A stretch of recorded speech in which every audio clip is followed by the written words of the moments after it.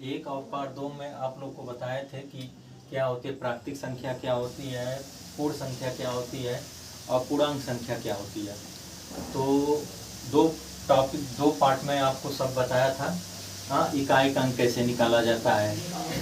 हाँ, तो अब तीसरे पार्ट में हम जो है दे रहे हैं कि प्राकृतिक संख्या, पूर्ण संख्या, पूर्णांक संख्या पर आधारित प्रश्न जो पिछले साल एग्जामों में पूछे गए हैं क्वेश्चन, मैं उन संख्या को जो है उस क्वेश्चन को मैं इस पर जो है ला रहा हूँ। देखिए क्वेश्चन नंबर 1 देखिए, -5 से बड़ी तथा 5 से छोटी सभी प्राकृतिक संख्याओं का गुणनफल। तो प्राकृतिक संख्या कौन होती है? प्राकृतिक संख्या वो होती है 1 2 3 4 5 6, ये सब प्राकृतिक संख्या होती है। तो 5 से बड़ी अब आप लोग कहेंगे 5 से -5 से बड़ी तो 0 भी होता है, तो 0 जो है प्राकृतिक संख्या नहीं है, इसलिए उसको हम नहीं लेने। देखिए 1 हो गया, गुणे 2 गुणे 3 गुणे 4, आंसर क्या हो जाएगा? जो 5 से, देखिए 5 से ये सब 5 से छोटी भी है और -5 से बड़ी हुई है। तो इन प्राकृतिक संख्याओं का गुणनफल क्या होगा? 4 टाइम 12 दूना के 24। आपका आंसर क्या हो जाएगा? 24। आंसर क्या हो गया? 24। अब अगला क्वेश्चन देखिए, क्वेश्चन नंबर 2 देखिए, दिया है कि यदि यक्स एक प्राकृतिक संख्या है तो x plus 1 2x plus 1 2x plus 1 हमेशा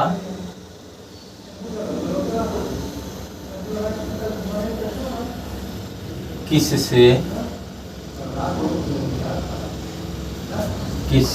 विभाजित है? हमेशा किससे विभाजित होगी?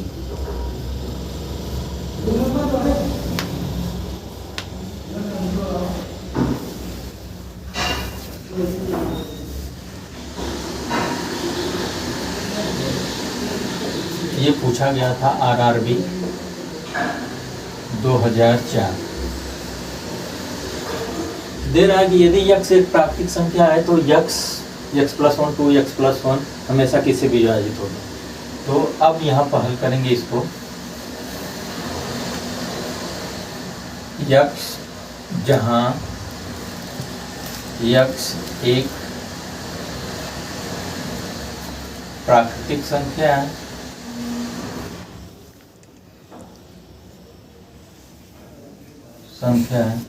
यक्स बराबर 1, माने यक्स बराबर 1 रखने पर यक्स बराबर 1। तो अब देखिए यक्स प्लस 1 2x प्लस 1 हमेशा ये किससे विभाजित? तो यक्स बराबर 1, तो यक्स का मान हम यहाँ पर 1 रख लेते हैं। 1 प्लस 1 2 1 प्लस 1, तो क्या हो जाएगा? 1 गुणे 2 गुणे 3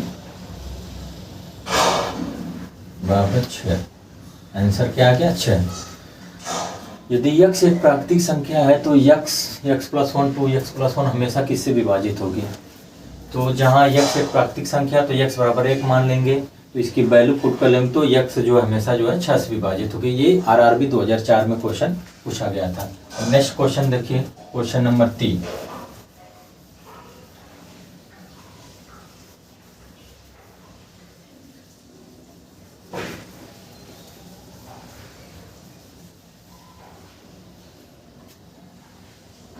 क्वेश्चन नंबर 3,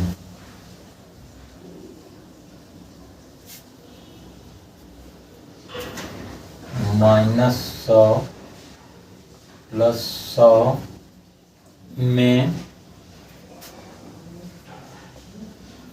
कितने पूर्णांक आते हैं। -100 + 100 में कितने पूर्णांक आते हैं? तो -100 -100 तो यहाँ लेंगे -99 -98 डॉट डॉट करके -1 तक जाएंगे तभी तो होगा। -100 से लेंगे, इसमें लेंगे +100 तो क्या हो जाएगा? 0 1 2 डॉट डॉट करके 99। तो अब इसमें क्या हो जाएगा? कितने पूर्णांक होंगे? तो 99 + 99 + 1 तो टोटल कितना हो जाएगा? 199। आंसर हमारा क्या हो गया? 199। आंसर हमारा क्या हो गया? 99। ये भी जो RRB 2004 का क्वेश्चन है। ठीक, अब हम आपको ले चल रहे हैं अगली। अब तो ये मान ली इस पर क्वेश्चन सब बन गए सारे क्वेश्चन। अब हम आपको बताने जा रहे हैं कि सम संख्या क्या होती है, विषम संख्या क्या होती है, और उससे रिलेटेड कुछ जो है टॉपिक बताते जा रहे हैं।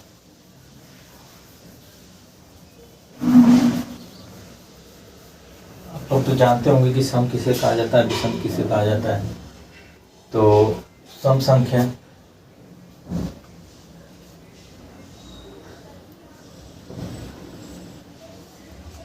वे संख्याएं जो 2 से पूरी तरह से विभाजित हो जाती हैं वे जो है सम संख्या कहलाती हैं। और विषम संख्या वे संख्याएं जो 2 से विभाजित ना हो वो विषम संख्या कहलाती हैं। ये तो आपको पता होगा, तो इस पर हम ज़्यादा चर्चा नहीं कर रहे हैं, आगे चल रहे हैं।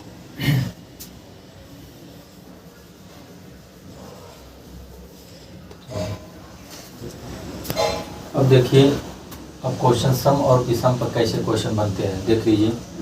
ये RRB 2001 में पूछा गया क्वेश्चन। देखिए क्या बोला है? प्रथम विषम संख्या प्रथम विषम संख्या 1, द्वितीय विषम संख्या 3 और तृतीय विषम संख्या 5 है तथा इस प्रकार आगे बढ़ते रहते हैं। 200वीं विषम संख्या क्या होगी? तो इसका एक फार्मूला होता है T = A + n - 1 डिफरेंट। तो A प्रथम विषम संख्या, तो T बराबर हो जाएगा प्रथम विषम संख्या, तो 1 हो गई। 1 की वैल्यू 1 प्लस n का मतलब होता है कि कितनी, माने जितनी संख्या दी है लास्ट में। 200 हो गई माइनस, अब डिफरेंट -1, 1 कहाँ से आया? -1 इंटू डिफरेंट। डिफरेंट कितने का है? 1 3 5, जो डिफरेंट 2 का है। जब इसको सॉल्व करेंगे कि बराबर 399 आएगा। यही हमारा आंसर हो जाएगा। क्या हो जाएगा? 399, यही हमारा आंसर हो जाएगा इसका। तो 200वीं संख्या विषम संख्या क्या हो जाएगी? 399, यही आंसर। अब क्वेश्चन नंबर 2 देखिए, NTPC 2017 का क्वेश्चन है। निम्न में से कौन एक विषम भाज्य संख्या है? निम्न में से कौन एक विषम भाज्य संख्या है? तो विषम भाज्य संख्या क्या होती है? तो विषम भाज्य संख्या देखिए, इसमें ये 15 हो जाएगा। आंसर क्या हो जाएगा? 15। अब हम आपको बताने चल रहे हैं कि अभाज्य संख्या भाज्य संख्या क्या होती है। तो अब आगे नेक्स्ट टॉपिक में बता रहे हैं कि भाज्य और अभाज्य संख्या क्या होती है। भाज्य किसे कहा जाता है और अभाज्य संख्याएं किसे कहा जाता है? भाज्य और अभाज्य संख्याएं किसे कहा जाता है? हम आपको नेक्स्ट टॉपिक में बता रहे हैं कि भाज्य और अभाज्य संख्याएं वे पूर्ण संख्याएं जिनके स्वयं और एक के अतिरिक्त कोई भी गुणनखंड नहीं होते, अभाज्य संख्या कहलाती है। तो एक के अतिरिक्त कोई गुणनखंड नहीं होते, जैसे 2 हो गया, 3 हो गया, 5 हो गया, 11 हो गया, 17 हो गया। माने ये ऐसी संख्याएं होती हैं जो एक के अतिरिक्त और किसी से न करती हैं, और जो एक के अतिरिक्त और किसी से न करती हैं वो जो है अभाज्य संख्याएं कहलाती हैं। वो अभाज्य संख्याएं कहलाती हैं। हाँ, अभाज्य एक से सबसे छोटी अभाज्य संख्या सबसे छोटी अभाज्य संख्या, अभाज्य संख्या, सबसे छोटी अभाज्य संख्या 2 होती है, और सबसे छोटी अभाज्य सम संख्या भी 2 होती है। सबसे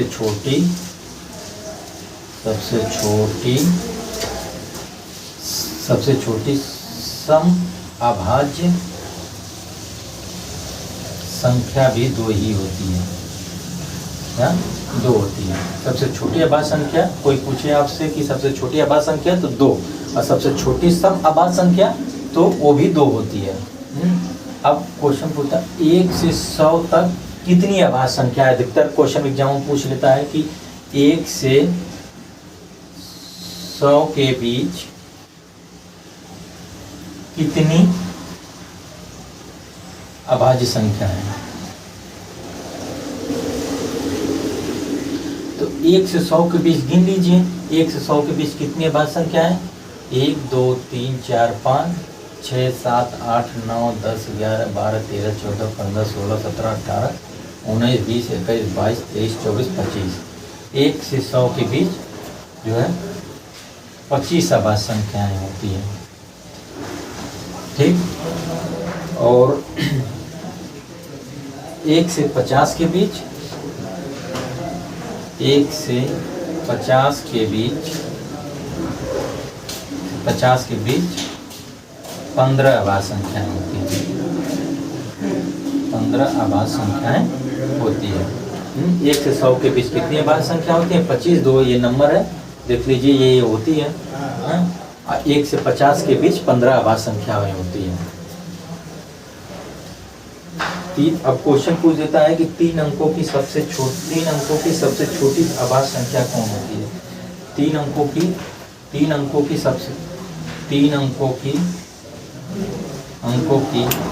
सबसे छोटी अभाज्य संख्या, छोटी अभाज्य संख्या क्या होती है। 101 होती है, ठीक। ये तो अभाज्य संख्या होगी। अब सअभाज्य संख्या क्या होती है।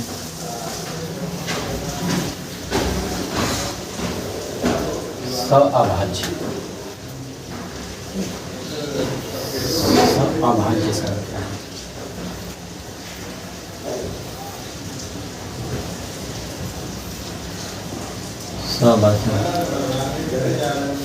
वे संख्याएं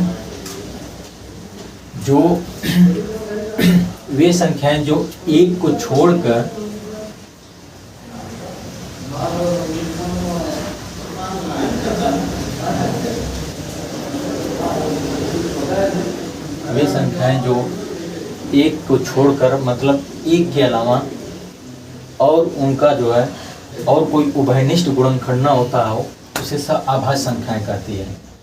एक के माना कि दूसरे शब्द हम कह सकते हैं कि एक के अलावा और कोई उसका दूसरा उभयनिष्ठ गुणनखंड ना हो, वो जो है अब सअभाज्य संख्या होती है। जैसे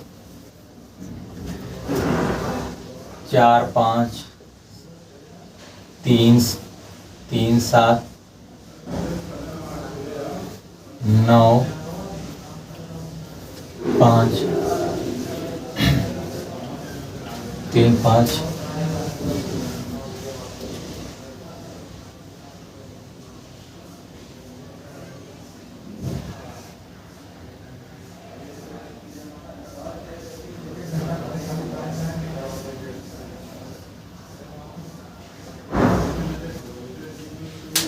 अब देख लीजिए, इसमें ऐसा कोई ऐसी संख्या बताए कि जो 3 को 7 को काट दे, माने एक को छोड़कर बाकी और किसी से ये संख्या नहीं कटेंगी, इसी को सअभाज्य संख्या कहा जाता है। जो माने इन दोनों को एक साथ, जैसे एक के अलावा और कोई ऐसा अंक ना होगा कि जो 4 को और 5 को भी काट दे, जो 3 और 7 को काट दे, उसी को सअभाज्य संख्याएं कहा जाता है।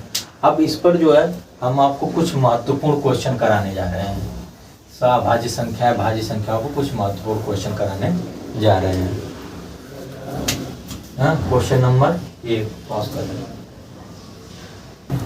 अब देखिए क्वेश्चन नंबर 1 देखिए, मैं 2 अंकों की सबसे बड़ी तथा सबसे छोटी संख्याओं के अंतर का गणना कीजिए। तो दो अंकों की सबसे बड़ी तथा सबसे छोटी संख्याओं के अंकों का गणना कीजिए। दो अंकों की सबसे बड़ी तथा सबसे छोटी संख्याओं के अंतर का गणना कीजिए। दो अंकों की सबसे बड़ी तथा सबसे छोटी, दो अंकों की सबसे बड़ी तथा सबसे छोटी